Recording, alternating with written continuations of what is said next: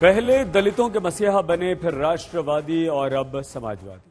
तो क्या समाजवादी हो गए हैं स्वामी? वो स्वामी जिन्हें उत्तर प्रदेश की राजनीति का मौसम वैज्ञानिक माना जाता है, वो स्वामी जो हवा का रुख देखकर पाला बदल लेते हैं।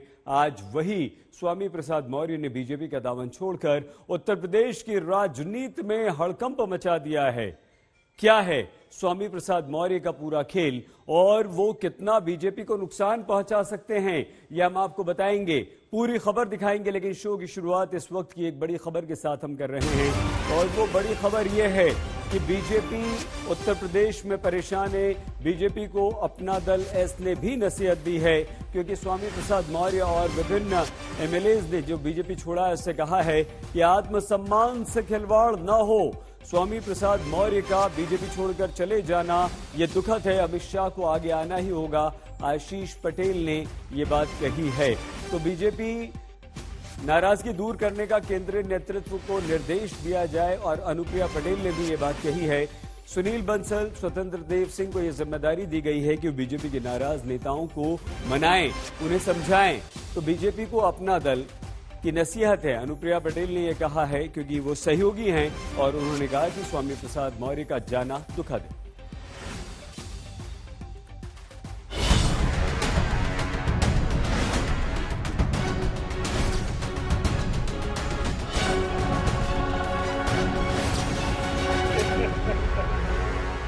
मैंने दलितों, पिछड़ों, सब लोग खड़े हैं, किसानों, बेरोजगार नौजवानों, छोटे लघु मध्यम व्यापारियों के खिलाफ सरकार के रवैये को देखते हुए उत्तर प्रदेश योगी सरकार के मंत्रिमंडल से मैंने मंत्री पद से इस्तीफा दिया।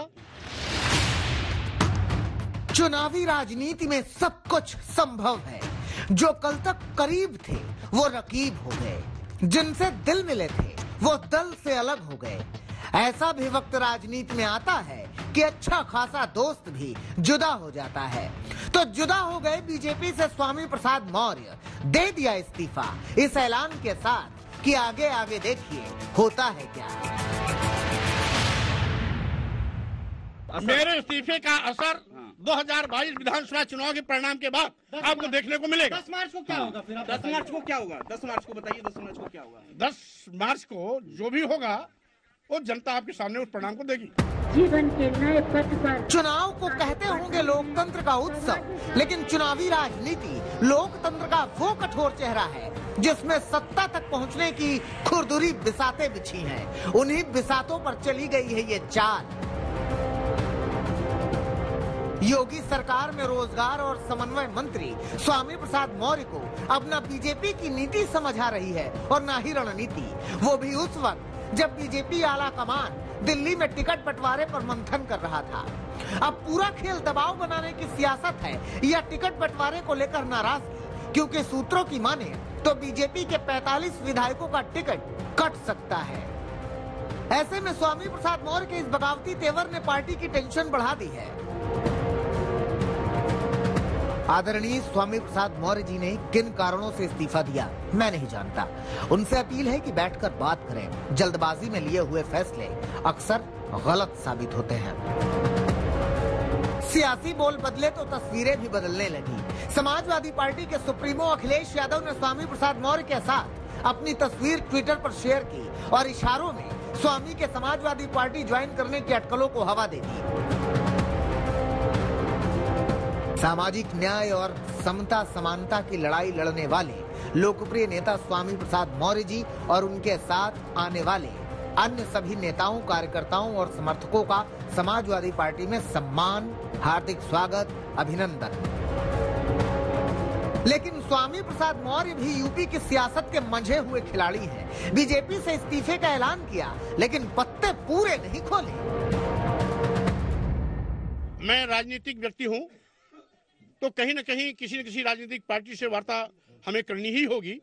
हम किससे बात करेंगे ये हम अपने कार्यकर्ताओं समर्थकों से बात करने के बाद तय करेंगे।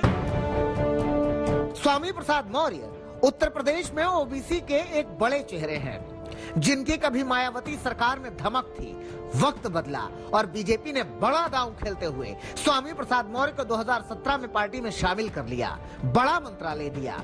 लेकिन स्वामी प्रसाद मौर्य की नाराजगी बीजेपी के लिए बड़ी मुश्किल पैदा कर सकती है, क्योंकि स्वामी प्रसाद मौर्य अकेले नहीं हैं, उनके पीछे कई विधायकों की एक टीम है जिसे तोड़ने की तैयारी है। ये दर्जनों विधायक आएंगे, दर्जनों इस्तीफा देंगे, अभी दर्जनों देंगे। आप देखते रहिए, देखते रहिए। कहाँ पर जाएंगे? अभी आगे की वार और आगे की धार देखते रहिए। कब तक इस्तीफा? 1-2 दिन में मैंने समय दे दिया है। स्वामी प्रसाद मौर्य ने बीजेपी छोड़ने का ऐलान किया तो पार्टी में बगावत तेज हो गई। कुछ और विधायक और मंत्रियों के पार्टी छोड़ने की खबरें आने लगी। बीजेपी छोड़ दिया आपने? छोड़ नहीं रहे, छोड़ दी है। छोड़ दी है। स्वामी प्रसाद जी के साथ सपा में जा रहे हैं? बिल्कुल बिल्कुल। स्वामी प्रसाद मौर्य के बगावती तेवर ने यूपी की सियासत को गर्म कर दिया है। स्वामी किधर जाएंगे, कितना बड़ा खेल करेंगे, सबके अपने अपने दावे हैं। ये लोग नाखादा लोग हैं, बेईमान लोग हैं। ये तो जिस पार्टी में जाएंगे उसी में गंद फैलाएंगे। लेकिन मुझे कुछ नहीं कहना है, जिसको जिस पार्टी में जाना जाए। हमने आपसे पहले कहा था कि हमारे 315 सीटें अभी तक डिक्लेयर हो चुकी हैं और समाजवादी पार्टी, भारतीय जनता पार्टी और कांग्रेस, इन लोग अगर टिकट बंटवारा करेंगे भी तो देखिएगा बहुत बदलाव आएगा और सारे भगदड़ मच जाएंगे और सारा फायदा बहुजन समाज पार्टी को मिलने वाला है। ये सर फुटअव्वल होगी इन लोगों में कि हम किसके साथ जाएं, हम किसके साथ जाएं, ये सर फुटअव्वल होने वाली है। अब उन्हें मालूम है कि 10 मार्च को सुबह का सूरज तो भाजपा राज में उगेगा और जब डूबेगा तो अपने साथ भाजपा को लेकर डूब जाएगा। तो सब लोग ठिकाने तलाश रहे हैं, कोई सापा में जा रहा है, कोई बसपा में जा रहा है, कोई कांग्रेस में आ रहा है।